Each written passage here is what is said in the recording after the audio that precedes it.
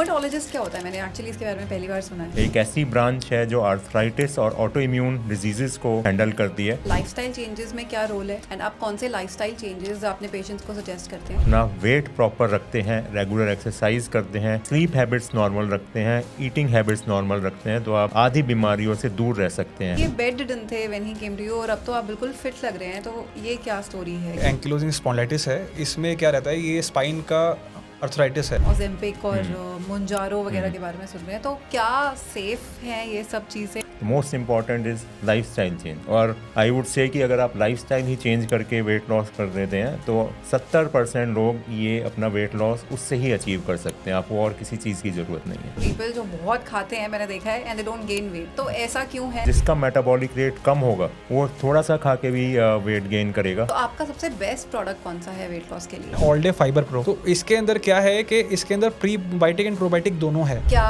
Suggest करेंगे लोगों को, वेट ट्रेनिंग या फिर कार्डियो? वेट ट्रेनिंग रहता है, क्योंकि जितना जैसे बताया मसल बिल्ड करोगे उतना ज़्यादा फैट लॉस आपका होगा। तो वेजिटेरियंस दाल से अपना प्रोटीन पूरा कर सकते हैं? डेफिनेटली दाल हमें ऐड करनी चाहिए, बट प्रोटीन के लिए हमें बाकी पनीर और टोफू खाना चाहिए। मील स्किप करने से वेट लॉस होता है क्या?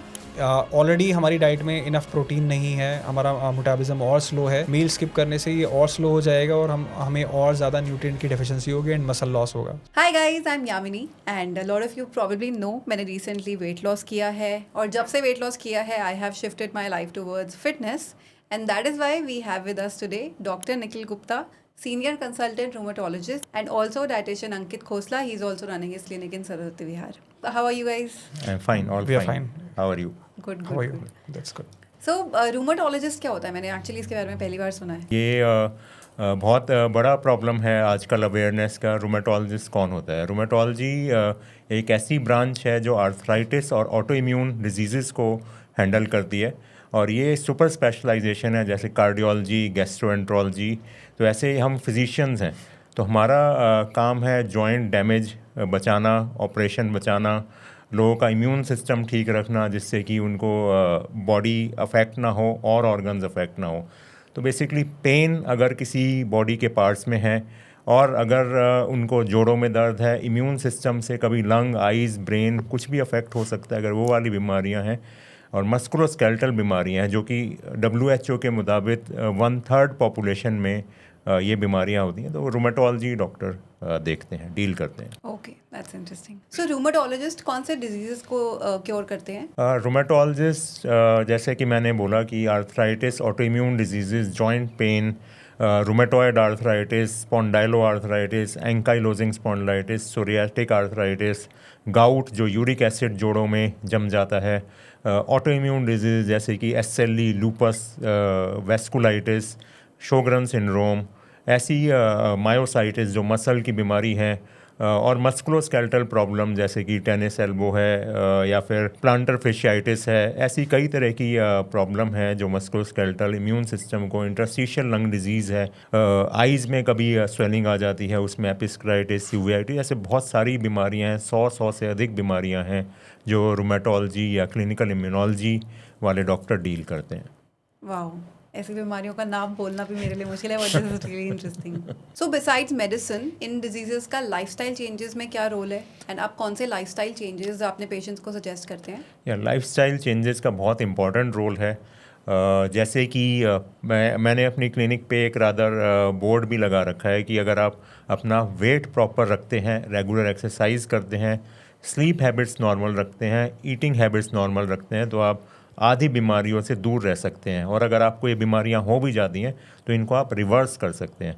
रादर मैंने लास्ट ईयर सिंगापुर में एक पेपर भी प्रेजेंट किया था, जिसमें 37 पेशेंट्स ऑफ रूमेटॉयड आर्थराइटिस जिन्होंने अपना जो ओवरवेट थे, उन्होंने अपना वेट नॉर्मलाइज किया, तो उनकी काफ़ियों की बीमारी नियरली नेग्लिजिबल हो गई। जिनको 10-10 दवाई चल रही थी वो 1 पे आ गए, और कुछ लक्की वंस तो ऐसे थे कि जिनको 1-1, 2-2 साल हो गए, 1.5 साल हो गया, वो अभी तक बीमारियां वापस भी नहीं आई लकीली। तो ये बहुत इंपॉर्टेंट रोल है लाइफस्टाइल मॉडिफिकेशंस का आपको इन बीमारियों को रिवर्स करने में, और high protein diet, low carbs, outside food avoid करना, आपको डाइट में सॉल्ट रिस्ट्रिक्ट करना, नॉर्मल आप अपनी जो हेल्दी जितना रिक्वायरमेंट होता है उतना ही लेना, एक्सेसिव सॉल्ट डाइट नहीं लेना, स्लीप पैटर्न नॉर्मल करना, रेगुलर एक्सरसाइज करना, स्ट्रेस से दूर रहना, अगर आप ये चीज़ अचीव करते हैं और हेल्दी वेट अचीव करते हैं तो डेफिनेटली आपकी बीमारियां गायब हो जाएंगी और कई बार नेग्लिजिबल रह जाएंगी और आप बहुत अच्छा रिस्पॉन्ड करेंगे मेडिसिन से। I think yes, people need to understand कि हेल्दी रहना या वेट लॉस करने के लिए पूरा लाइफस्टाइल चेंज करना पड़ता है, 2-3 महीने का तो एफर्ट नहीं है। डेफिनेटली। सो आप अपने पेशेंट्स को ट्रीट करने में क्या क्या प्रॉब्लम्स फेस करते हैं? या सबसे बड़ी प्रॉब्लम है डिज़ीज़ एक्सेप्टेंस, क्योंकि ये लंबी बीमारियां हैं, क्रोनिक बीमारियां हैं, कुछ लोगों को इवन लाइफ लॉन्ग ट्रीटमेंट भी चलता है, तो पेशेंट जनरली बहुत जल्दी एक्सेप्ट नहीं करता है डिज़ीज़ को। और वो गोल्डन पीरियड हम बोलते हैं रूमेटोलॉजी में, 1 साल का जो गोल्डन पीरियड है, अगर आपने उस साल प्रॉपरली इलाज किया तो आपकी टेढ़ापन, जॉइंट ख़राब होना रुक सकता है और आगे भी आपको बहुत फ़ायदा रहेगा। 20% लगभग 20% लोगों में ये बीमारी तब लॉन्ग टर्म रेमिशन में भी जा सकती है, कि मीन्स कि लॉन्ग टर्म तक ये सिम्टम नहीं दिखाएगी, शांत पड़ी रहेगी, तो वो गोल्डन पीरियड मिस हो जाता है उस टाइम पे। और फिर वो बीमारी बॉडी में सेट हो जाती है और वो जॉइंट ख़राब करती है और मल्टीपल ऑर्गन पे भी अटैक कर सकती है। Second thing is lifestyle changes, जो मैंने आपसे डिस्कस किया। बहुत कम लोग इसको एक्सेप्ट करते हैं और इस पे फॉलो करते हैं। रादर मैं आगे बताना चाहूँगा कि अंकित मेरे पेशेंट भी हैं, वो डाइटिशियन है, वो 2017 से पेशेंट भी हैं मेरे, और उनको मैंने यही सजेस्ट किया था और लकीली उन्होंने ये सब चीज़ें फॉलो करी। और ये जब आए थे बेड बाउंड स्टेट पे आए थे मेरे पास, तो उन्होंने बहुत अपने आप को मेंटेन किया, हेल्दी लाइफस्टाइल रखा। तो इनको देख के रादर मैंने इनको ऑफ़र दिया, आप मेरी क्लिनिक पे आप आओ और बाकी पेशेंट्स को भी आप हेल्प करो। तो इससे वो अब हम मिल के लोगों का ये चेंजेस करते हैं, हम लाइफस्टाइल चेंजेस अचीव करना चाहते हैं, बस स्टिल इवन हम कंसल्टेशन इस चीज़ की फ्री ऑफ कॉस्ट देते हैं। अच्छा, तब भी स्टिल लोग नहीं एक्सेप्ट करते हैं, तो ये बहुत बड़ा चैलेंज है। थर्ड इज़ कि ओवर द काउंटर मेडिसिन, लोग अपने आप 1-2 बार दिखाएंगे, 3-4 बार दिखाएंगे, उसके बाद अपने आप ही डॉक्टर बन के ट्रीटमेंट खुद ही खाते रहेंगे वो मेडिसिन की आपने लिखी थी। 4 साल बाद पेशेंट आता है, हम तो ना 4 साल से वही मेडिसिन खा रहे हैं। तो ऐसा नहीं होता है, आपको मॉनिटरिंग चाहिए बीमारी की भी और दवाइयों की भी। यानी टॉफ़ी नहीं है कि आप खाते रहें या कुछ ऐसा नहीं है, कैल्शियम की चीज़ें आप खाते रहें। You have to monitor everything. Then another difficulty comes is की इरेगुलर फॉलोअप्स। एक महीने की मेडिसिन वो 1.5 महीना चला के आएंगे कि अभी तो मेरे पास कल ही ख़त्म हुई है डॉक्टर साहब, है ना, दर्द बढ़ गए हैं।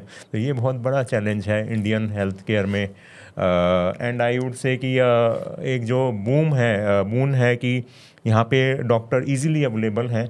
I think people misuse that thing कि they can walk in directly to the rheumatologist. बाहर के देशों में 9 महीने 1 साल से पहले अपॉइंटमेंट नहीं मिलता है। तो दिस इज़ प्रोबेबली इस चीज़ को मिस यूज़ ज़्यादा होता है। I think these are the problems which I face. So आपने एक चीज़ बोली कि ये बेड रिडन थे when he came to you और अब तो आप बिल्कुल फिट लग रहे हैं, तो ये क्या स्टोरी है एग्जैक्टली? एक्चुअली मुझे एंकिलोजिंग स्पॉन्डिलाइटिस है। इसमें क्या रहता है, ये स्पाइन का अर्थराइटिस है जिसमें आपकी स्पाइन में इन्फ्लामेशन होती है, आपकी बॉडी इतनी स्टिफ हो जाती है आप बिल्कुल ही मतलब यू वॉक लाइक रोबोट। और इसका बेसिकली एंड जब आपकी स्पाइन प्यूरी फ्यूज़ हो जाती है तो आपका मतलब you can't bend, you can't do anything, तो आप बेड बाउंड वहाँ हो जाते हो। तो ये कंडीशन मेरी हो गई थी 2014 से, जिसमें काफ़ी ज़्यादा फ्यूज़न था, लेकिन मैं तब तक भी रूमेटोलॉजिस्ट के पास पहुंचा नहीं था। एंड आई वाज लाइक मतलब डॉक्टर्स के पास जा रहा था और 16 दवाइयाँ एक टाइम पे मैं खा रहा था उस टाइम पे। और मतलब 2017, ये 2008 में स्टार्ट हुआ है एंड 2017 में मैं जाके बेसिकली रूमेटोलॉजिस्ट के पास आया था। तो उसके बाद क्या रहा आपका पूरा journey of getting better and getting fit? तो ये स्टार्ट होता है बेसिकली 2008 से। आई वॉज मतलब मैं एक फास्ट बॉलर बनना चाहता था, तो एंड काफ़ी बॉलिंग करता था। एक बार मैंने एक वेट उठाया, मतलब तो बैटरी उठाई थी वहाँ पर, उसके बाद से मुझे बैक पेन आने लग गया and I was not able to bowl. And मैं काफ़ी सारे डॉक्टर्स के पास गया, ऑर्थो के पास भी गया, फिजियोस के पास भी गया। उन्होंने कहा कि बेसिकली बैक पेन है और मेडिसिन भी मैंने मतलब बहुत ली, पर ये प्रॉब्लम लगातार स्टार्ट हुई और मतलब मैं मल्टीपल डॉक्टर्स पे आयुर्वेदा मतलब बहुत तरह के ट्रीटमेंट्स कराए, बट कुछ भी रिलीफ नहीं मिला। 2012 के बाद से ये प्रॉब्लम लगातार बढ़ती गई और बाकी जो है मतलब बॉडी पार्ट्स में आने लगी।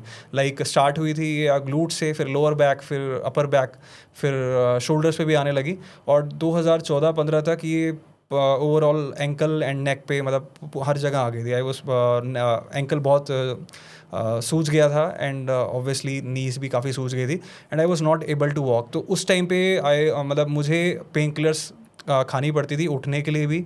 पेन किलर्स मतलब जो है मैं सुबह एक पेन किलर खाता था बेड से उठने के लिए, फिर वहाँ जाके सोफे पे बैठता था, फिर वॉशरूम जाने के लिए मैं एक पेन किलर खाता था, फिर वहाँ से उसके बाद मैं काम पे जाता था, उसके बाद फिर मुझे मतलब जो है पेन किलर चाहिए। और ये इसके बाद ये इतना वर्स होता गया कि मतलब बेड बाउंड भी मतलब बीच में मैं हो गया था।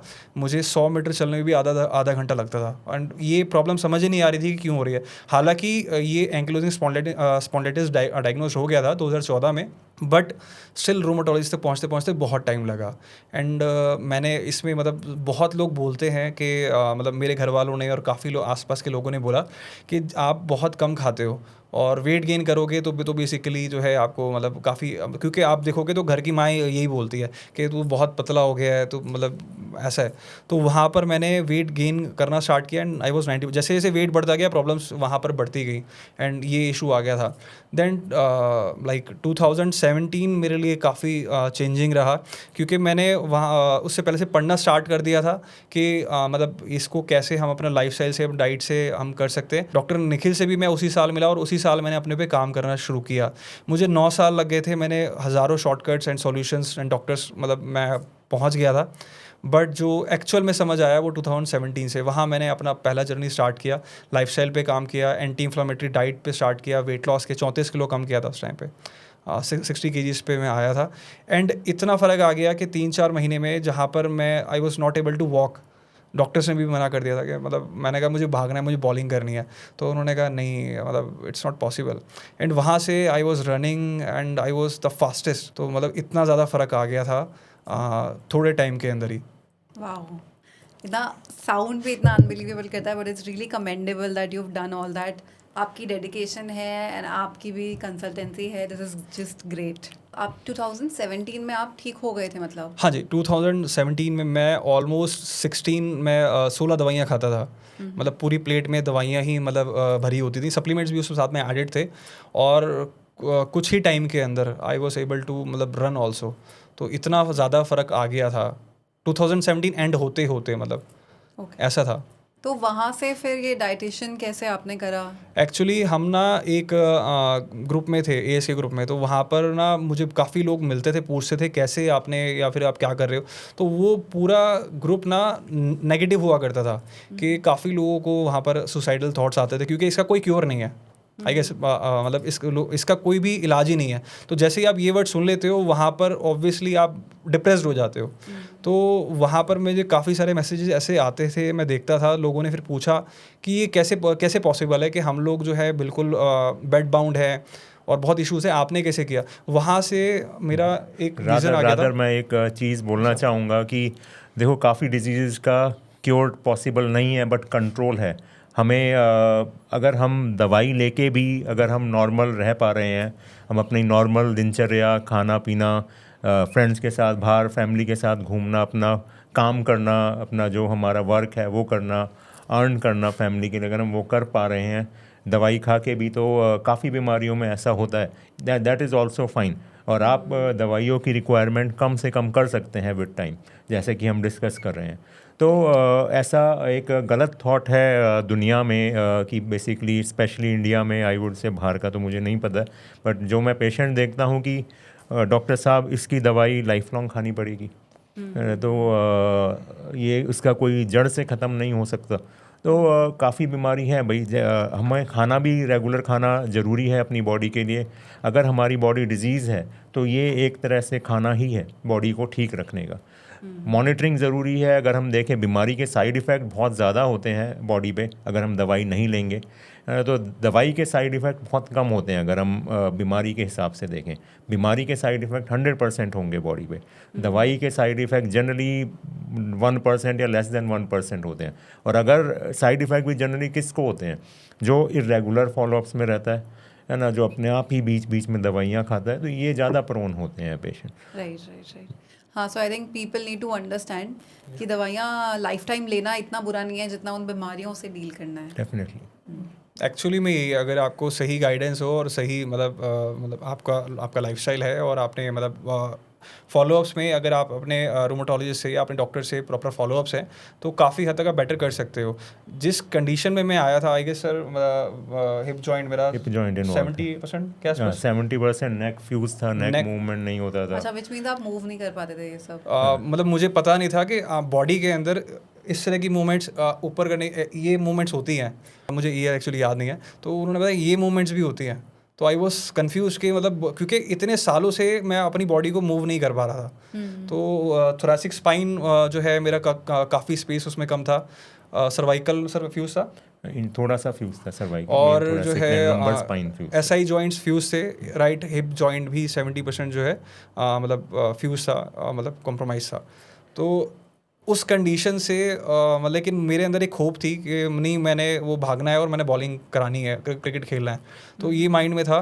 तो जब लोगों ने ये चीज़ देखना स्टार्ट किया तो मतलब इतना इंस्पायर हो गए कि जब ये इंसान हो सकता है, हमें तो अभी डिसीज़ का जस्ट स्टार्टिंग है। तो वहाँ से लोगों को होप मिलता दिखा, जिसमें मुझे लाइफ का रियल किक मिला। वहाँ से मैंने लोगों को फ्री कंसल्टेशंस देना स्टार्ट कर दिया, लोगों को ट्रांसफॉर्म करना स्टार्ट कर दिया। और जो जब उनके चेहरे पे स्माइल आती थी तो वो देख के मतलब मुझे अल्टीमेट खुशी मिलती है, क्योंकि आपको लग रहा है सिर्फ आप वेट लॉस कर रहे हो, बट किसी की ज़िंदगी बदल जाती है।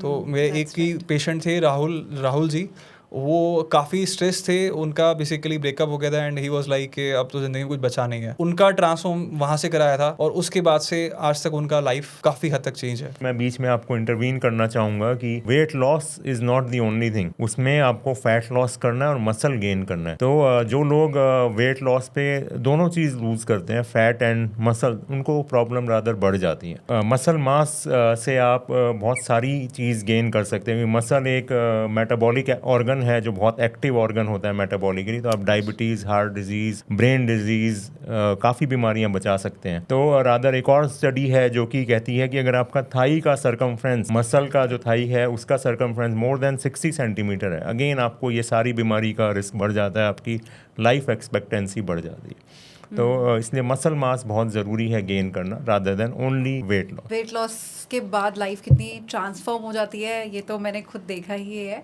एंड मसल इम्पोर्टेंट है बहुत ज़्यादा, that also I am realising over the time. So मैंने जो है एक फिजियोथेरेपी क्लिनिक पे स्टार्ट किया, तो वहाँ पर एक पेशेंट मुझे मिले जो कि सिर्फ 22 साल के थे। हम लोगों को लगता है शायद वेट की वजह से जो प्रॉब्लम होती है, ओल्ड एज को शायद प्रॉब्लम होती है, बट ऐसा नहीं है। यंग एज में भी बहुत ज़्यादा परेशानी आती है। He was not able to walk, और वो थोड़ा सा चलते थे और वो थक जाते थे और उनको पेन होना शुरू हो जाता था। वो 3-4 महीने से फिजियोथेरेपी करा रहे थे, बट उनका मसल इतना वीक था ड्यू टू, आप फिजियोथेरेपी तो करा रहे हैं बट डाइट में प्रोटीन्स उनके थे ही नहीं। डेट्स वाई उनको बहुत ज़्यादा प्रॉब्लम थी। 122 किलो उनका वेट था। तो उसके बाद वो मैं उनसे मिला और उनको डाइट देना स्टार्ट किया। उनका 22-23 किलो हमने कम कराया, एंड उसके बाद he was able to walk, and मतलब वो ही वॉज सो हैप्पी। उन्होंने मुझे पहली बार बोला कि मतलब you are like God to me. तो कि मैं चल नहीं पाता था, मैं थोड़ा चलता था, मेरे हाथ पैर थक जाते थे, मैं कुछ भी एक्सरसाइज तक नहीं कर सकता था। मुझे वेट लॉस के लिए बोला गया था, पर ना मैं एक्सरसाइज कर पा रहा हूँ, ना मैं फिजियोथेरेपी करवा पा रहा हूँ, इवन पेन्स बढ़ रहे हैं।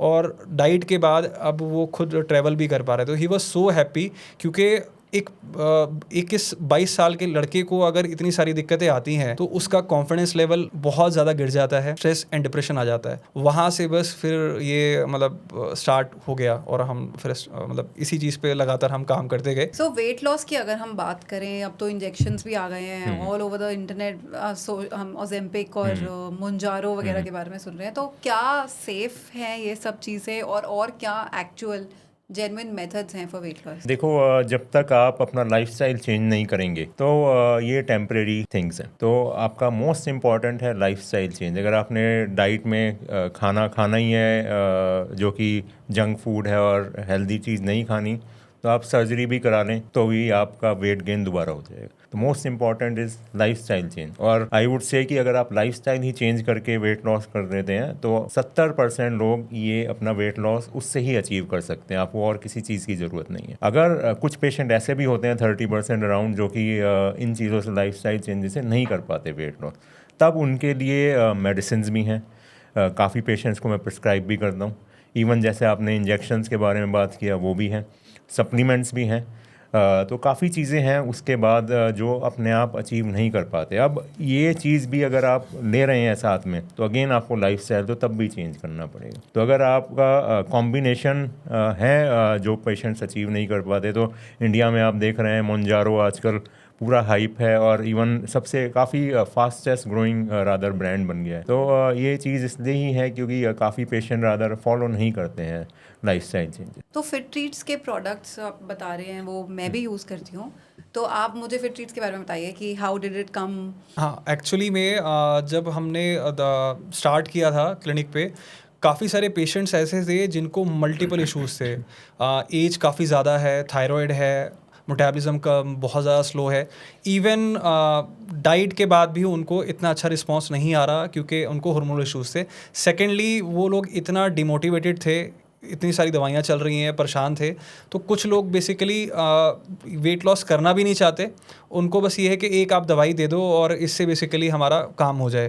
तो ओल्ड एज में या काफ़ी सारे पेशेंट्स में ये दिक्कत आती है कि वो मोटिवेटेड भी नहीं है, वेट लॉस के बेनिफिट्स भी उनको नहीं पता, अवेयरनेस भी नहीं है। फिर अगर वो करना चाहते भी हैं, करना जाएँ भी, तो उनके लिए बहुत टफ हो जाता है कि मतलब क्योंकि काफ़ी ज़्यादातर लोग वेजिटेरियन भी हैं, तो काफ़ी सारे इश्यूज़ उनके साथ चैलेंजेस आते हैं। तो वहाँ पर सप्लीमेंट हेल्प करता है। जैसे सर ने बताया कि लाइफस्टाइल और आप बेसिकली अपना ठीक लाइफस्टाइल एंड डाइट आप जब तक ठीक नहीं करेंगे तब तक तो मतलब कुछ भी फ़ायदा नहीं है। बट सप्लीमेंट जो है आपको ऑब्वियसली हेल्प करता है जब आपके पास मल्टीपल इश्यूज़ हों, डेफिशिएंसीज़ हों, हार्मोनल इश्यूज़ हों, वहाँ पर सप्लीमेंट का एक अच्छा खासा रोल आ जाता है। बट अगेन पहले आपको मतलब डाइट एंड लाइफस्टाइल पे ही काम करना पड़ेगा, मेन यही चीज़ है। इसका आइडिया कहाँ से आया? जब हमने देखा कि काफ़ी सारे लोग ऐसे भी हैं जिनको डेफिशिएंसीज़ हैं एंड काफ़ी सारे इश्यूज़ हैं, वहाँ से फिट ट्रीट्स जो है, फिट ट्रीट्स का जन्म हुआ कि हमें ठीक तो करना ही है, तो ऑब्वियसली थोड़ा सा हर किसी भी पेशेंट को अगर वो थोड़ी सी हेल्प मिल जाती है किसी चीज़ से, तो उनको एक मोटिवेशन भी आता है। जैसे हमारे पेशेंट में हमने देखा कि 4-5 किलो भी कम हो जाता है, तो काफ़ी ज़्यादा उनको रिलीफ मिल जाता है। तो वहाँ से फिर पेशेंट खुद करना स्टार्ट कर देता है। तो बेसिकली ये एक पुश देता है विद लाइफस्टाइल एंड डाइट, क्योंकि सिर्फ अगर आप वो पेशेंट डाइट से कर रहे होते हैं तो उनके हार्मोन्स एंड इन्फ्लेमेशन एंड काफ़ी सारी चीज़ें उनको मतलब प्रॉब्लम करती है। तो यहाँ से आइडिया आया। हमारे सप्लीमेंट्स का जो यूएसपी है वो ये है कि ये सप्लीमेंट्स मैंने खुद यूज़ किए हैं। तो मैंने एक चीज़ देखी, मार्केट में बहुत बड़ा गैप है। मतलब मुझे भी मल्टीपल सप्लीमेंट्स जो है यूज़ करने पड़ते थे। मैंने अपने फैट लॉस में भी मतलब कुछ सप्लीमेंट्स यूज़ किए हैं, लाइक एल-कार्निटीन भी हो गया, डेंडलाइन भी हो गया। तो मैंने देखा है मार्केट में सिंगल बेसिकली सप्लीमेंट्स आपको मिलते हैं और you have to eat so many pills. तो हमने क्या मतलब करना स्टार्ट किया कि एक ऐसा ब्लेंड बनाते हैं, एक ऐसा बेसिकली इंग्रेडिएंट्स का वो बनाते हैं जिसमें आपको मल्टीपल सप्लीमेंट्स की ज़रूरत ना पड़े, मल्टीपल पिल्स खानी ना पड़े और आपकी प्रॉब्लम का रूट कॉज भी वो ठीक करे। जैसे कि अगर किसी को फैटी लिवर है या फिर बेसिकली अगर लिवर के इश्यूज़ हैं या फिर मतलब अगेन, तो उसमें मिल्क थिसल काफ़ी अच्छा हेल्प करता है, शायद आपने भी सुना होगा। डेंडलाइन काफ़ी हेल्प करता है और उसके अलावा जो है एन-एसिटिलसिस्टीन होता है, वो काफ़ी अच्छा मतलब हेल्प करता है। तो हमने एक ऐसा ब्लेंड बनाया, उसके साथ हमने जो है इवन बीट रूट भी उसमें ऐड किया, जिससे काफ़ी अच्छा रिस्पांस आने लगा। शुरू में तो हमने उसको लिवर के लिए देना स्टार्ट किया था, बट हमने देखा कि उससे बेसिकली वेट लॉस भी काफ़ी अच्छा आ रहा है, इंसुलिन रेजिस्टेंस में काफ़ी हेल्प कर रहा है। Even people with hormonal issues, PCOS में काफ़ी अच्छा वेट लॉस उससे आ रहा है। यहाँ से स्टार्ट किया। ओके, सो मेरा आप लोगों की बातें सुन के एक डाउट है। एक तो है कि हम सुन रहे हैं मोंजारो और ओजेम्पिक के बारे में, जो अगेन लोगों को पुश कर रहा है वेट लॉस करने के लिए और काफ़ी लोग यूज़ करके कर भी पा रहे हैं। और एक है जो आप सप्लीमेंट्स बता रहे हो हाँ जी। कि उससे भी वो कैटलिस्ट की तरह एक्ट करता है, जिसके अलावा लोगों को लाइफस्टाइल चेंजेस भी करने पड़ेंगे, वर्कआउट भी करना पड़ेगा। सो दोनों में क्या डिफरेंस है, कौन सा सेफ है और कौन सा आप रेकमेंड करते हो? आई वुड से कि उसमें भी आपको लाइफस्टाइल चेंजेस सब में करना पड़ेगा, आपको लाइफस्टाइल एंड मसल गेन आपको करना पड़ेगा। अब बात रही Mounjaro versus supplements, obviously you can't compare, and Mounjaro का सारा प्रूवन डाटा स्टडीज़ है, तो you can't compare Mounjaro with these supplements. But definitely आपके जो मैंने देखा है, क्योंकि मैं अपने पेशेंट्स अंकित को रिकमेंड करता हूँ कि भाई इनका वेट लॉस कराओ, तो अंकित ने काफ़ी पेशेंट्स का इवन 40 kgs भी वेट लॉस कराया है, और उनको मेरे को मोंजारो इंजेक्शन या कुछ भी ऐसे टाइप के इंजेक्शन वेट लॉस के काफ़ी बार मेडिसिन भी देने की ज़रूरत नहीं पड़ी है। तो definitely they work in many patients, but ऐसे भी हैं कुछ फ्यू पेशेंट जो ऑब्वियसली लाइफस्टाइल फॉलो नहीं करते, तो ऑब्वियसली जैसे मैं बार बार बोल रहा हूँ वो वर्क नहीं करेंगे। सेम वे मोंजारो भी इफेक्ट कम हो जाएगा, जैसे ही आप छोड़ोगे, जैसे ही ओजेम्पिक छोड़ोगे, तो वो आप अगर लाइफस्टाइल चेंज नहीं करेंगे, आपकी भूख वापस आएगी एंड आप अगेन वेट गेन करेंगे। मैं इस बारे में ये कहना चाहूँगा कि जैसे कि मोंजारो क्या ओज़ेम्पिक क्या काम करता है, तो बेसिकली एक हार्मोन होता है जिसे आप बोलते हैं ग्रेलिन। तो ये बेसिकली आपके ब्रेन से रिलीज़ होता है, बहुत ही सिंपल लैंग्वेज में बताऊँ तो ये बेसिकली तब होता है जब पेट आपका खाली हो जाता है। इसी तरह जब आप खाना खाते हैं, आपका पेट भर जाता है, तो एक हार्मोन रिलीज़ होता है GLP-1, शायद आपने नाम सुना होगा, और एक हार्मोन है लेप्टिन भी ऑल्सो। तो ये जो मोंजारो या ओज़ेम्पिक है, बेसिकली क्या करता है कि आपकी भूख को मार देता है। बेसिकली ऐसे सिग्नल्स पहुंचते हैं कि आपको भूख नहीं लगी है, या आपको इतने में ही बेसिकली आपका पेट भर गया है, ठीक है। तो इससे एक प्रॉब्लम क्या रहता है कि अगर आपका डाइट में प्रोटीन नहीं है और आपका लाइफस्टाइल ही ख़राब है और आप ऑलरेडी और कम खाना खा रहे हो, तो वो मसल लॉस जो है आपका ज़्यादा होता है। और सेम इफ़ेक्ट बेसिकली अगर हम देखेंगे तो हमारे जो सप्लीमेंट्स हैं उनमें जो इंग्रेडिएंट्स हैं, जैसे कि स्लिम ऑरा डिटॉक्स टी है, आपने भी ट्राई की है, उससे बेसिकली क्रेविंग्स आपकी कम होती है, आपका जो है वाटर टेंशन काफ़ी हद तक कम हो जाता है, बॉडी को डिटॉक्स करने में हेल्प करती है। उसका रीज़न है सिनेमन जो है वो बेसिकली उसका काम क्या है, एक तो इन्फ्लामेशन को कम करती है और आपको भूख कम करती है। कैसे कि वो जो ये जो हार्मोन है, बेसिकली काफ़ी लोगों में ना ये हार्मोनल इम्बैलेंस हो जाता है, जिसकी वजह से जो है इवन पेट भरने के बाद भी ये लगातार ये जो है भूख लगने का हार्मोन रिलीज़ हो रहा होता है। ये GLP-1 उनका इतना रिलीज़ नहीं हो पाता है, इस वजह से वो भूख लगने मतलब पेट भरने के बाद भी खाना खाते रहते हैं, जिसकी वजह से क्या होता है, ब्लोटिंग, एसिडिटी एंड ये सारे इश्यूज होते हैं। तो ये टी क्या काम करती है कि ये बेसिकली उस हार्मोन का बैलेंस जो है ठीक करती है, GLP-1 को और ज़्यादा मतलब एक्टिवेट करती है, रिलीज़ करती है, तो इस वे में आपकी हेल्प करती है। बट उसके बाद भी अगर कोई इंटेंशनली अगर खा रहे हैं या फिर डाइट में अगर आप बहुत हाई कैलोरीज खा रहे हो, तो डेफिनेटली वहाँ पर वेट लॉस नहीं आता है। तो ये बेसिकली 100% ये नहीं है कि ये आपका वेट लॉस कर देगी, बट डेफिनेटली ये हेल्प करती है उन लोगों को जिनको आपका हार्मोनल इश्यूज़ है या ओवर ईट करते हैं, ये डेफिनेटली इसमें हेल्प करती है। ओके, सो आपने अभी तक शायद 30+ kgs लूज करा है, राइट, अपनी जर्नी में? नहीं, इससे भी ज़्यादा मैंने करवाया है लोगों का। आपने अपना? अब मैंने अपना 34 kgs कम किया। 34। तो अगर मैं बोलूँ आप 34 kgs गेन कर लिया आपने, हाँ जी, और आपको मुझे सिर्फ ऐसे 3 टिप्स बतानी है to lose that 34 kgs again, can you do it? Yes definitely. और इसीलिए मैं बार बार क्या करते रहता हूँ, थोड़ा सा वेट गेन करता रहता हूँ जानबूझ के कि मैं चाहता हूँ कि जो पेशेंट फील करता है, जो प्रॉब्लम फील करता है वेट लॉस करने में, तो वो सारी मैं फील कर पाऊँ। तो इसलिए मैं बीच बीच में मतलब 7-8 किलो वज़न मैं जो है बढ़ाता हूँ और फिर वो कम करता हूँ। 34 किलो भी ऑब्वियसली मैं कम कर पाऊँगा, पर द थिंग इज़ कि उसके लिए टाइम ऑब्वियसली वो लगेगा जितना टाइम वो लगता है, but definitely I can do. So ऐसी कौन सी 3 टिप्स हैं that people can also use, और आप मुझे बताएं कि 3 टिप्स ऐसी कुछ जिससे आप 34 kgs फिर से लूज़ कर पाएंगे? देखिए, सबसे पहला तो होता है आपका कैलोरी डेफिसिट, ये करना ज़रूरी है, और वो भी बैलेंस्ड डाइट के साथ। मतलब आप जितना अच्छा प्रोटीन लेंगे और जितना अच्छा फाइबर, जितने अच्छे न्यूट्रिएंट्स लेंगे और कार्बोहाइड्रेट थोड़ा कम करेंगे, वहाँ पर आपका वेट लॉस आएगा ही आएगा, और हेल्दी वे में आएगा। जहाँ पर सेकंड आपको एक्सरसाइज ज़रूर करनी है। जितना मसल आपका होगा, जितना मसल आप बिल्ड करते हो, मसल यूजेस दैट ग्लूकोज, तो वो सारी कैलोरीज बेसिकली जो है आप मतलब अगर एक इंसान जिसका जो है मसल बिल्कुल नहीं है, उसका BMR बहुत लो होता है। BMR बेसिकली होता है कि आप कितनी कैलोरी दिन में खर्च करते हो। तो कई लोग जो है 1000 कैलोरी खाकर भी इसलिए आपका वेट लॉस नहीं कर पाते क्योंकि उनका BMR बहुत लो होता है, 700-800 मतलब कैलोरी का होता है। और कई लोग ऐसे होते हैं जिनका BMR बहुत ज़्यादा हाई होता है, वो लोग 2-2500 कैलोरी खाकर भी बर्न कर लेते हैं। तो मसल बिल्डिंग हो गया। तीसरा हो गया अपना स्ट्रेस कंट्रोल करना। आपका स्लीप बहुत इंपॉर्टेंट है। अगर आपका स्लीप अच्छा नहीं है और बहुत ज़्यादा स्ट्रेस है, तो वहाँ पर भी आपके हार्मोन्स जो है बिगड़ जाते हैं और आपका वेट लॉस नहीं आता। सो मेरा एक क्वेश्चन है, मैं I have always been the one जो थोड़ा सा खा के भी बहुत वेट गेन कर लेती है, but I am really jealous of the people जो बहुत खाते हैं, मैंने देखा है, and they don't gain weight. तो ऐसा क्यों है? क्योंकि कैलोरीज तो हम सभी बराबर कंज्यूम कर रहे हैं और मूवमेंट जितनी है ऑलमोस्ट हमारी बराबर है, बट मुझे इतना सा भी लग जाता है, उनको बहुत सारा भी नहीं लगता।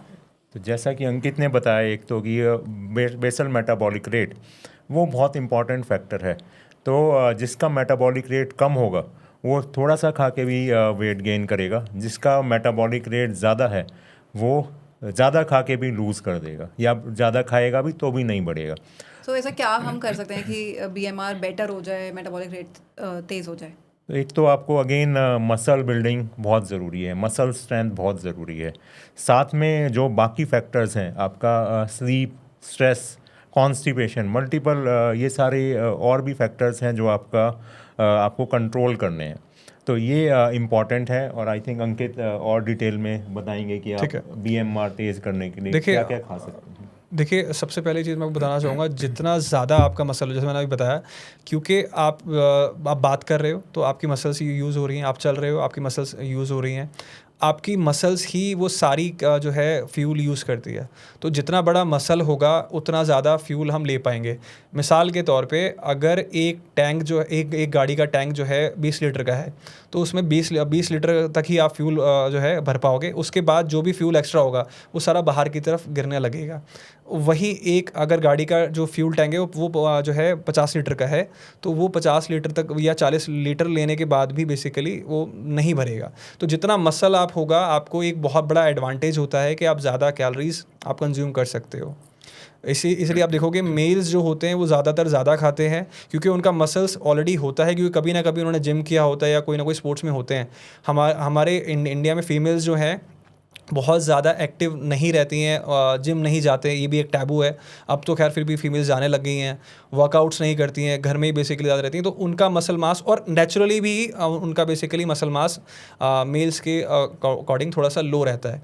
तो जितना मसल मास रहेगा उतना ज़्यादा BMR आपका बढ़ेगा। तो देखिए, सेकंड थिंग होती है कि जितना आप जो है मसल बिल्ड तभी होगा जब आप अच्छा प्रोटीन लेते हैं। तो पहला मैं हमेशा ये बोलूँगा, अगर आपको BMR बढ़ाना है या बेसिकली आप ये करते हो, वर्कआउट आप कर रहे हो, ट्रेनिंग कर रहे हो, सेकंड थिंग इज़ कि आप जितना अच्छा प्रोटीन आप ऐड करते हो उससे मसल बिल्ड होगा, BMR बढ़ेगा। सेकंड थिंग जो है एक ये डिक्टिम है कि muscles are build in the kitchen not at the gym. तो अगर आप खाओगे ही नहीं तो बनेगी नहीं, तो आपको प्रोटीन इंटेक तो बढ़ाना ही पड़ेगा। यस, सो आप जिम में जब जाते हो तो बेसिकली वहाँ पर आप मसल को ब्रेक करते हो। तो मसल बिल्ड तब होता है जब आप पूरे दिन में अच्छा प्रोटीन लेते हो और अच्छी स्लीप आप लेते हो, क्योंकि रिकवरी जो होती है वो स्लीप के टाइम पे ही होती है। तो अगर आपका स्लीप अच्छा होगा और अच्छा प्रोटीन आप लेंगे तब जाके वो मसल दोबारा बिल्ड होता है। और ये प्रॉब्लम बेसिकली हमारे पास बहुत ज़्यादा आ रही थी क्योंकि ज़्यादातर लोग जो हैं वेजिटेरियन हैं, और अगर आप देखेंगे तो वेज में जो प्रोटीन के सोर्सेज होते हैं या तो वो डेयरी हैं या फिर वो सोया है। बट द प्रॉब्लम इज़ कि काफ़ी सारे लोगों को डेयरी डाइजेस्ट नहीं होता because of lactose, specially after 40 आपका जो है गट का इतना अच्छा नहीं रहता है, गट माइक्रोबायोम इतना अच्छा नहीं है। देन सेकेंडली अगर डाइजेस्ट हो भी रहा है तो आप डेली वो पनीर नहीं खा सकते हो, आप ऑब्वियसली मतलब दिक्कत आपको आता है। थर्ड, सोया भी काफ़ी लोगों को डाइजेस्ट नहीं होता, थायराइड के अंदर भी सोया थोड़ा सा हम जो है कम खाते हैं। इस वजह से ही हमने जो है अपना प्लांट प्रोटीन लॉन्च किया है, जिसमें हमने ये ध्यान रखा है कि ये गट इश्यूज़ नहीं हो। सारे इंग्रेडिएंट्स बेसिकली इसके जो है बहुत क्लीन हो, ये बेसिकली इसमें कोई प्रिजर्वेटिव्स नहीं है, और ये स्टिविया से हमने इसको जो है स्वीटन कर रखा है। तो ये आपके गट के लिए बहुत बढ़िया है। इसमें प्रोबायोटिक्स हमने डाले हैं, ये स्पेशली देख के कि लोगों को स्पेशली गट इश्यूज़ बहुत होते हैं प्रोटीन से।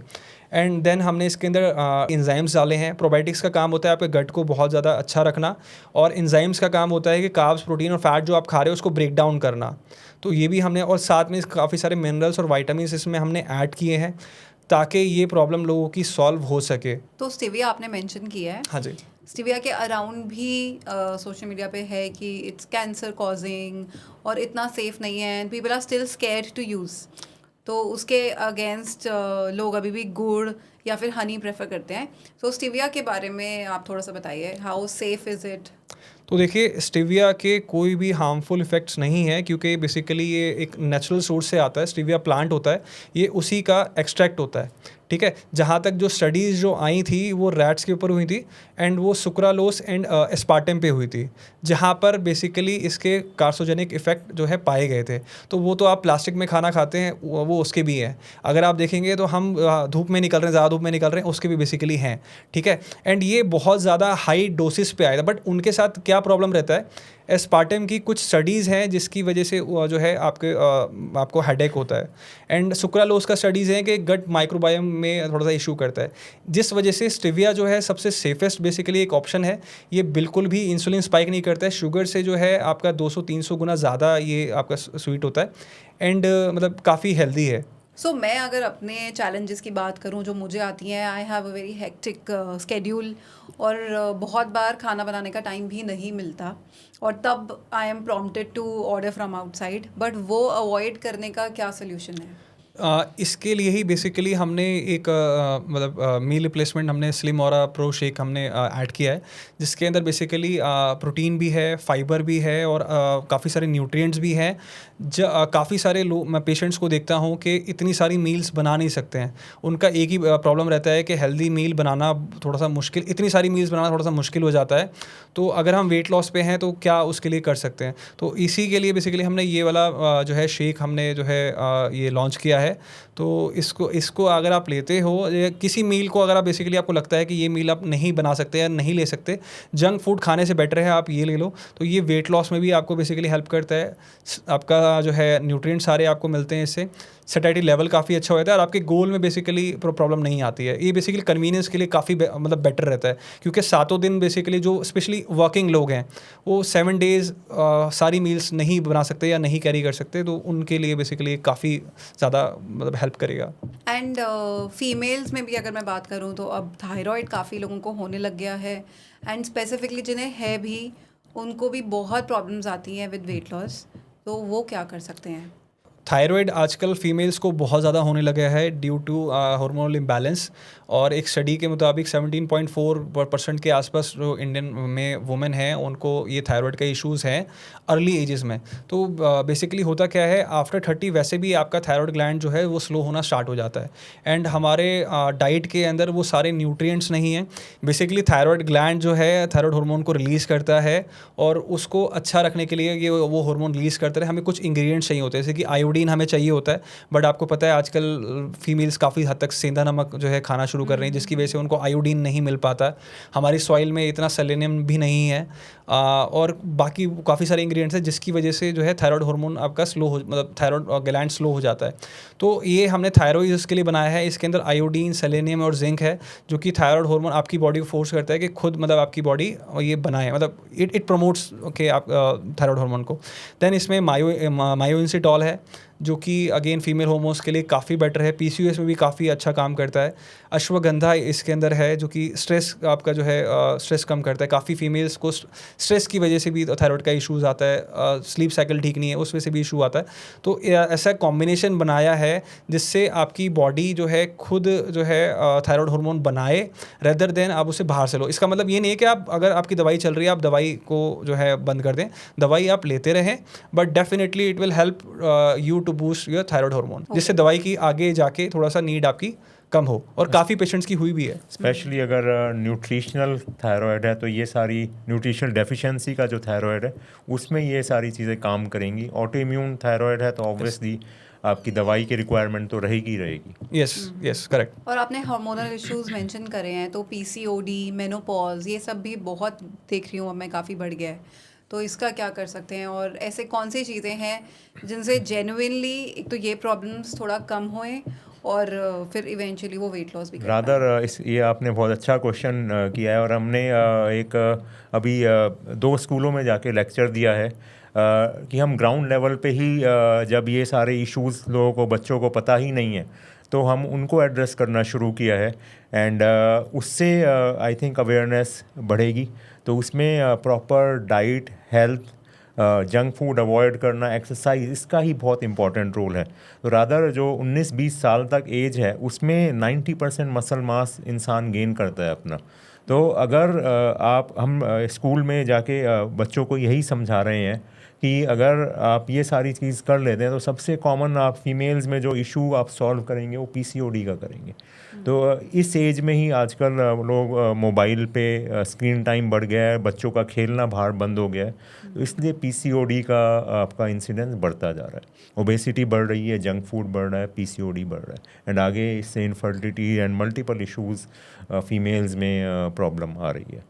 और हार्मोनल इम्बैलेंस एक आर्थराइटिस, ऑटो इम्यून डिजीज़ का भी रिस्क फैक्टर है। सो जो मेरा टेक इस पे बेसिकली है, और जो हमने काफ़ी सारे पीसीओएस पेशेंट्स को उनका पीसीओएस जो है रिवर्स कराया है, जिसमें सबसे बड़ी चीज़ जो मैं हर एक मतलब पेशेंट से बोलता हूँ जिनको हार्मोनल इम्बैलेंस है, चाहे वो थायराइड है, चाहे वो पीसीओएस है, चाहे वो मतलब एनी इशू, तो मैं बोलता हूँ अगर आपको आपके हार्मोन ठीक करने हैं तो अपने सर्काडियन रिदम पे मतलब आपको काम करना पड़ेगा। तो बेसिकली बॉडी का एक सर्काडियन रिदम होता है जिसके हिसाब से आपको सूरज के हिसाब से चलना है। जब सूरज मतलब सूरज उग रहा है तो आपको उठना है, और जब सूरज डूब जाता है देन आपको सोना है।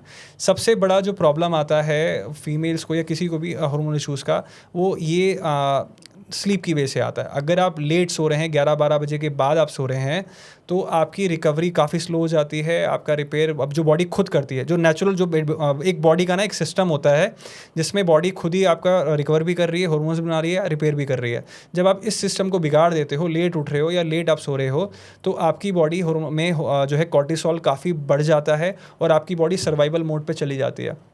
तो सबसे पहली चीज़ मैं ये उनसे बोलता हूँ कि आप सबसे पहले अपना स्लीप ठीक कर लो।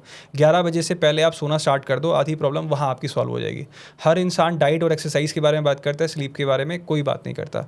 देन फिर मैं उनको बोलता हूँ कि आप जो है सुबह उठ के सूरज की पहली किरण आप जाओ और मतलब वहाँ आप देखो। जितना एनवायरनमेंट के पास जाओगे आप, वो काफ़ी बेटर रहेगा। मसल बिल्डिंग या मतलब स्ट्रेंथ ट्रेनिंग अगर फीमेल्स करती हैं, वो काफ़ी ज़्यादा हेल्प करता है, कॉर्टिसोल को कम करता है और हैप्पी हार्मोन्स को रिलीज़ करना स्टार्ट कर देता है। तीसरी चीज़ जो है मैं फिर बोलता हूँ डाइट से बेसिकली आपको काम करना है, जिसमें गुड फैट्स एंड प्रोटीन्स आपको ज़्यादा लेने हैं, हाई फाइबर फूड्स आपको ज़्यादा लेने हैं। तो इसके अलावा जो है हमारा, इसीलिए हमने एक जो प्रोडक्ट हमने निकाला था शी राइस, तो इसके अंदर काफ़ी सारे बेसिकली इंग्रेडिएंट्स हैं। शतावरी इसके अंदर है, सिनेमन इसके अंदर है, अशोक इसके अंदर है, लोदरा इसके अंदर है, तो जो फीमेल के हार्मोन को बैलेंस करता है। तो मेरी टिप ये रहेगी, आप जो है 11 बजे से पहले सोना स्टार्ट कर दीजिए, शी राइस साथ में ऐड करिए, किसी भी टाइप की एक्सरसाइज आप स्टार्ट कर दीजिए, एंड डाइट में जो मैंने चेंजेस बताए हैं वो आप स्टार्ट कर दीजिए। It will help you a lot. Simply fibre, good fats मतलब नट्स एंड सीड्स आप जो है इंक्रीज़ कर दीजिए, प्रोटीन्स ऐड कर दीजिए, फाइबर आप ऐड कर दीजिए, एंड डेफिनेटली आप देखेंगे कि महीने 2 महीने में काफ़ी हद तक आपको रिलीफ आएगा। मेरी एक पेशेंट थी जिनका वेट 82 kgs था, जिनको काफ़ी सारे हार्मोनल इश्यूज़ थे और मतलब डायबिटीज़ भी उनको था, पीसीओएस उनको था, और उनका ये केस आया था कि मतलब शादी के लिए उनके लिए लड़का देख रहे थे एंड वहाँ इश्यूज़ आ रहे थे। तो 2.5 महीने के अंदर हमने उनका 22 किलो के आसपास कम कराया था। जैसे ही उनका वेट लॉस हुआ, मतलब वेट लॉस तो हुआ, उनका स्किन का कलर बहुत अच्छा, मतलब इवन अच्छा बेटर हो गया, ठीक है। बाल काफ़ी अच्छे हो गए, एंड शी वाज सरप्राइज कि इस स्किन पे कैसे ग्लो आ गया, स्किन का कलर कैसे मतलब थोड़ा सा चेंज हुआ इससे। तो वो इंसुलिन रेजिस्टेंस की वजह से था, जिसमें diet plus lifestyle plus she rice काफ़ी हेल्प करता है। सो आपका सबसे बेस्ट प्रोडक्ट कौन सा है वेट लॉस के लिए? देखिए बेस्ट तो डिपेंड करता है कि प्रॉब्लम क्या है पेशेंट को, बट डेफिनेटली एक सबसे बड़ा प्रॉब्लम जो कि लोग नहीं समझते वो है फाइबर की डेफिशिएंसी। प्रोटीन का तो मैंने बता दिया आपको, 80% लोग जो हैं फाइबर में डेफिशिएंट हैं, जिसकी वजह से काफ़ी लोगों को एसिडिटी, गैस का इशू रहता है, कॉन्स्टिपेशन का इशू रहता है, डायबिटीज़ का भी इशू लोगों को मतलब है, कोलेस्ट्रॉल का भी इशू रहता है। तो इसका रीज़न, सबसे बड़ा रीज़न है फाइबर की कमी।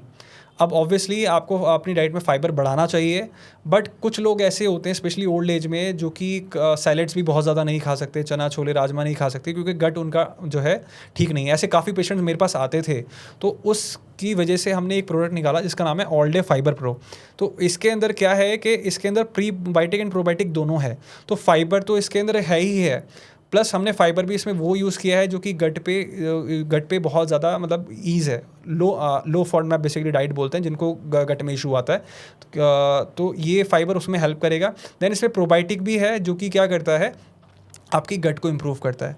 तो जब आपकी गट इम्प्रूव होती है तो आपके न्यूट्रिएंट की एब्जॉर्प्शन काफ़ी अच्छी हो जाती है, आपकी कॉन्स्टिपेशन में काफ़ी हेल्प मिलता है, वेट लॉस भी इससे काफ़ी अच्छा आता है, आपके इंसुलिन स्पाइक्स काफ़ी कम हो जाते हैं इससे। तो मैं ये कहना चाहूँगा कि जो जिस हिसाब से मैंने पेशेंट्स अभी तक देखे हैं, सबसे बेस्ट अगर कोई चीज़ अगर काम करती है तो fibre pro, all day fibre pro है, क्योंकि इसके मल्टीपल बेनिफिट्स हैं। एक नहीं, मतलब एक ही चीज़ ऐसी, अगर मतलब मुझसे कोई पेशेंट पूछता है मैं ये बोलता हूँ ये आप ले लो, ये मस्ट है कि मतलब सारे प्रॉब्लम्स की सॉल्यूशन इससे आपका आ जाएगा। हमारी सारी डिस्कशन में हमने बैलेंस डाइट के बारे में बहुत बात करी है। Balance diet first of all exactly है क्या, बहुत सिंप्लीफाइड वर्जन में आप मुझे समझाइए। And for somebody like me जिनको टाइम कम है to make a lot of things, वो कैसे अचीव कर सकते हैं बैलेंस डाइट? देखिए बैलेंस डाइट का मतलब होता है कि आपकी डाइट में सारे न्यूट्रिएंट हैं, मैक्रो भी, फाइबर है उसमें है, प्रोटीन उसमें है, फैट्स उसके अंदर है, कार्ब्स उसके अंदर है। अब और बाकी माइक्रो न्यूट्रिएंट भी हैं।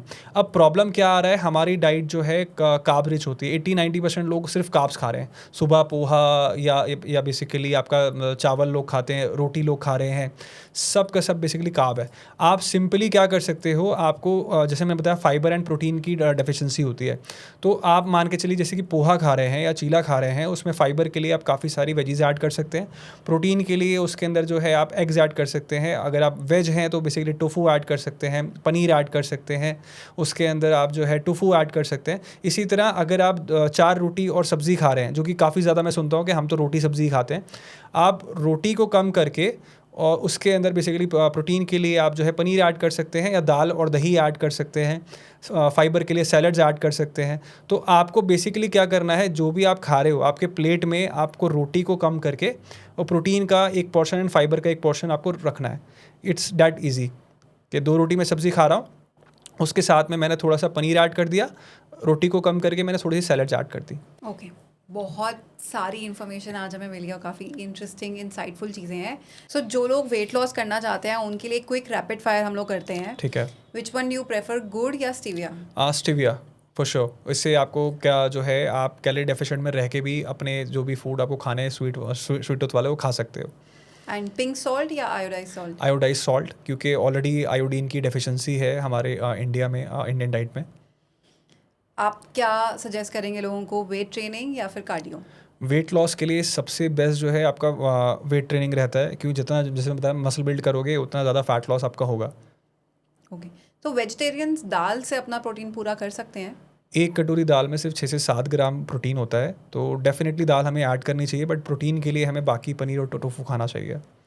If somebody ways about 65 kgs, तो उन्हें दिन में कितना प्रोटीन लेना है? एज पर द RDA आपको 0.8 ग्राम ऑफ प्रोटीन चाहिए पर केजी बॉडी। मील स्किप करने से वेट लॉस होता है क्या? सबसे ज़्यादा बड़ा मिसकंसेप्शन ये है कि मील स्किप करके वेट लॉस आता है। ऑलरेडी हमारी डाइट में इनफ प्रोटीन नहीं है, हमारा मेटाबॉलिज्म और स्लो है, मील स्किप करने से ये और स्लो हो जाएगा और हमें और ज़्यादा न्यूट्रिएंट की डेफिशिएंसी होगी एंड मसल लॉस होगा। So no. बहुत ज़्यादा वर्कआउट करके क्या वेट लॉस जल्दी हो जाएगा? देखिए ये भी काफ़ी लोग वर्कआउट बहुत ज़्यादा करते हैं और मुझसे पूछते हैं कि वेट लॉस नहीं आ रहा। द थिंग इज़ जितना ज़्यादा आप वर्कआउट करोगे तो इससे आपकी बॉडी जो है, बॉडी का कॉर्टिसोल काफ़ी हाई हो जाएगा और ये बेसिकली जो है आपका सर्वाइवल मोड जो है ओपन कर देता है, जिसकी वजह से आपकी बॉडी ज़्यादा फैट और ज़्यादा पानी स्टोर करना शुरू कर देती है। सो लास्ट क्वेश्चन है, and a lot of people want to know this, 5 ऐसी क्या प्रॉब्लम्स हैं जिनकी वजह से लोगों का वेट लॉस नहीं हो पा रहा? 12 बजे के बाद सोना, और स्ट्रेस सेडेंटरी लाइफस्टाइल, सिर्फ कार्ब्स खाते जाना एंड प्रोटीन बिल्कुल नहीं लेना, एंड एक्सरसाइज या वेट ट्रेनिंग ना करना। ओके, सो आज हमने बहुत सारी इन्फॉर्मेशन गेन करी है, काफ़ी कुछ सीखा है, काफ़ी सारे मिसकंसेप्शंस क्लियर भी हुए हैं, thanks to you doctor Nikhil Gupta and Ankit Khosla ji. Thank you. And Thank we have you. had a wonderful podcast. Hope you guys also enjoyed. Do follow Fit Treats on their Instagram and YouTube as well. Thank you. Thank you. Thank you. Thank you.